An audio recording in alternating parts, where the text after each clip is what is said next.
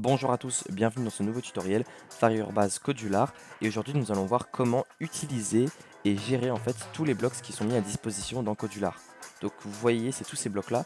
Dans l'épisode précédent nous avons vu comment lier Firebase et Codular, donc ça nous a donné quelque chose comme ça, une base de données et aujourd'hui on va découvrir comment l'utiliser sur Codular.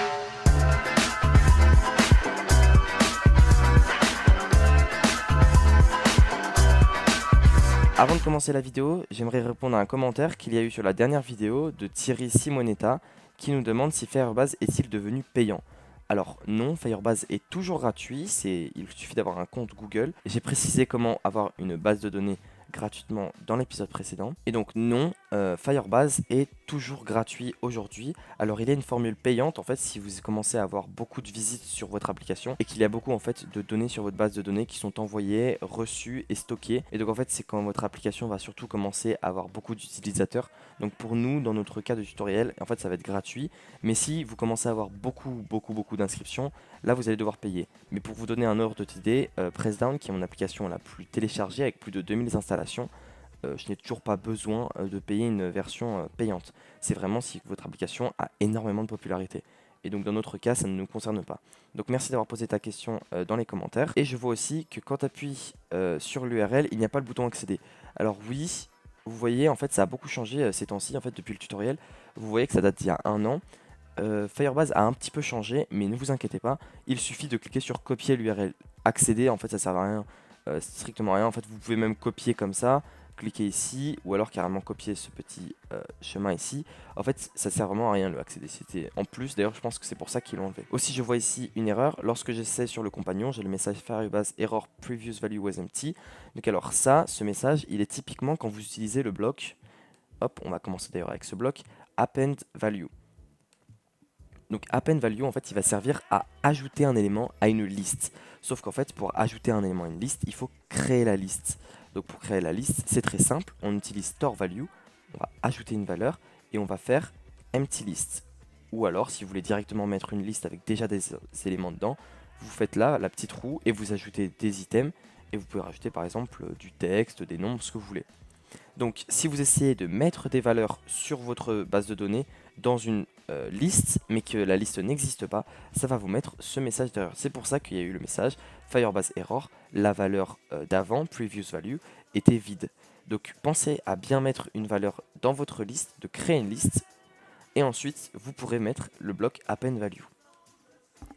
On va continuer ensuite ce tutoriel donc avec getTagList. En gros là ce que ça va faire c'est que ça va prendre tous les tags en fait, donc ce qu'on vient de créer là, forob. Hop, si on a par exemple forob, on dit que son meilleur score c'est 20, je sais pas, c'est un exemple.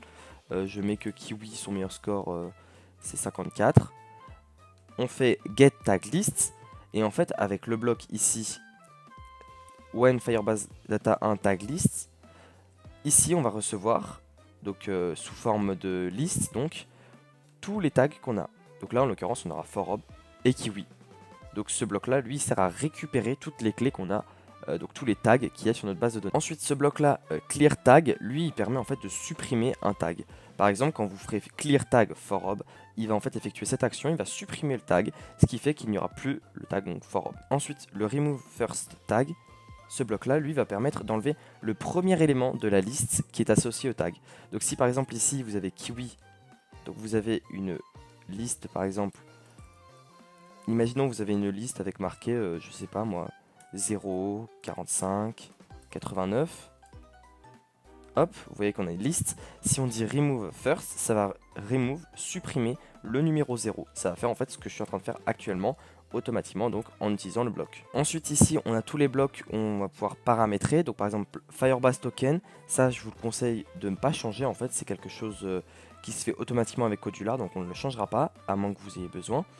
Ensuite Firebase URL, en fait ici dans URL c'est tout simplement cette URL, donc hop on le colle, et si vous voulez le changer depuis les blocs, vous pouvez le changer. Si par exemple en plein milieu de l'application vous voulez vous mettre sur une autre base de données, c'est très simple, il suffit de mettre dans Firebase URL. Et Project Bucket, on l'a vu dans la dernière vidéo, c'est la catégorie entre guillemets des informations. Par exemple là on voit qu'il n'y a pas de catégorie, tout se met en fait directement sur la première branche, c'est-à-dire le lien en fait.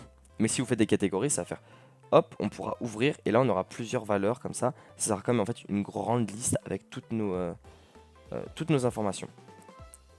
On peut aussi du coup récupérer le project bucket sur ce bloc là, récupérer le Firebase URL, récupérer le Firebase token. Ça normalement vous avez compris. Ensuite ici on a un bloc unauthentificate, go online, go offline. Alors ces blocs là, je vous avoue j'ai jamais encore trop utilisé et en fait ils servent pas trop. Alors j'imagine que go offline c'est pour mettre la base de données hors ligne et online c'est mettre la base de données en ligne. Donc ça en fait c'est surtout quand vous utilisez en fait le compagnon et ça sert vraiment pas à grand chose. Si vous avez des problèmes, vous allez peut-être avoir besoin d'utiliser ce bloc là. Ensuite dans les événements on a Firebase Error. C'est très intéressant de le mettre par exemple. Vous pouvez utiliser ce bloc là si vous avez une erreur sur la base de données et bah automatiquement je sais pas ça vous envoie un mail et bah ça peut être pratique d'avoir ce bloc là.